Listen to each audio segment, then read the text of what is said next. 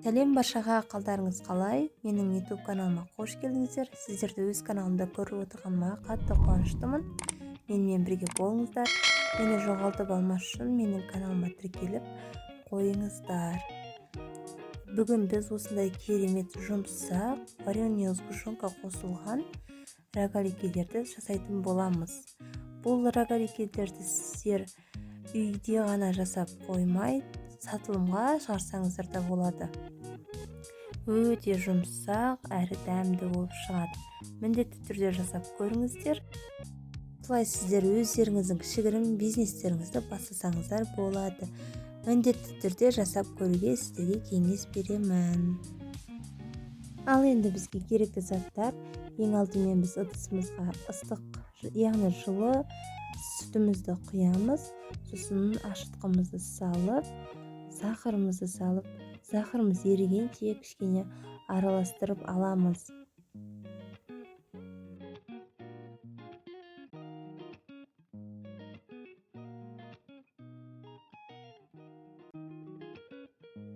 Сахар еріген кезде біз бір жұмыртқамызды алып, бөлек ыдысқа жарып, кішкене араластырып аламыз.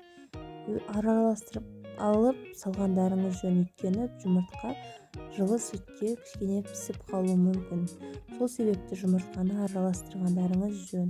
Осылай жұмыртқаны араластырып, ерітілген сары майымызды қосамыз. Сосын жақсылап араластырып алғаннан кейін біз кішкене ванилин қосып, ұнды қосатын боламыз.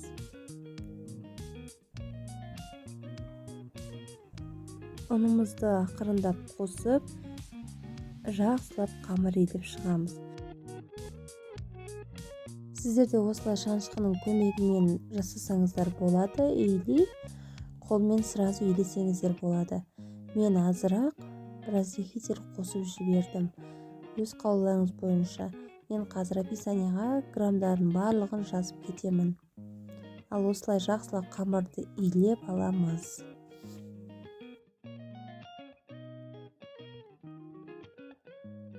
Мінекей уже біздің қамырымыз дайын. Қатты емес, қатты жұмсақ та емес. Дәл осылай болу керек. Енді мен бұның бетін пищевой пленкамен жауып, кемінде 40 минутқа қойып қоямын жылы жерге. Мінекей достар, қамырымыз осылай көпсіп әдемі болып шықты. Қараңыздар.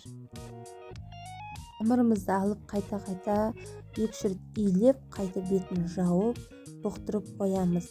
Кемінде 15 минутқа. Одан кейін қайта алып, біз 2 зуалыға бөлетін боламыз.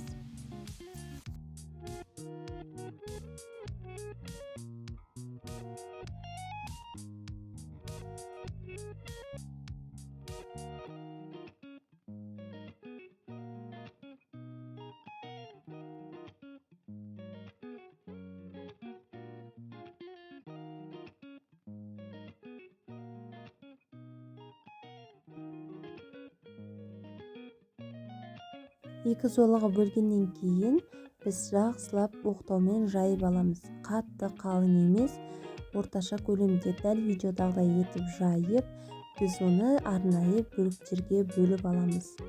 Мен осылай бөліктерге бөліп алдым.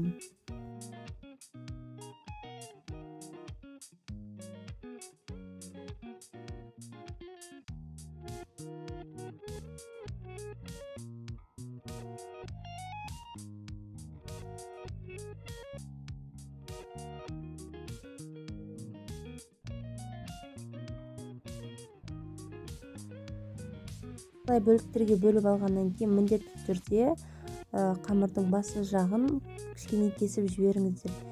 Өйткені ол біздің осы вареная сгущенкамыз ағып кетпес үшін арнайы кесілген болатын. Дәл видеодағыдай етіп қаптап орайсыздар.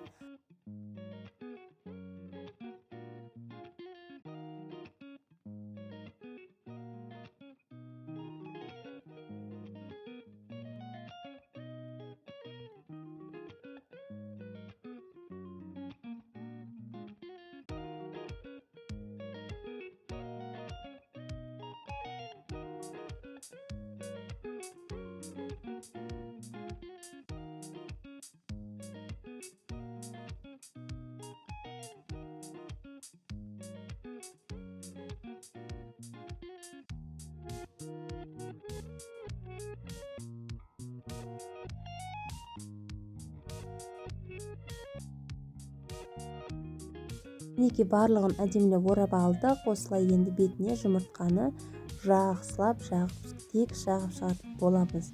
Осылай 180 градуста 20-30 минутта пісіріп аламыз. Ал сіздерге ас болсын, міндетті түрде жасап көріңіздер. Өте жұмсақ әрі дәмді болып шығады. Рецепт ұнаса, достарыңызбен, құрбыларыңызбен бөлісе отырыңыздар. Мені жоғалтып алмас үшін мені каналыма тіркеліп, лайк, комментарий қалдырып кетіңіздер. Назарларыңызға рахмет. Сіздермен болған Санақ Алтынай.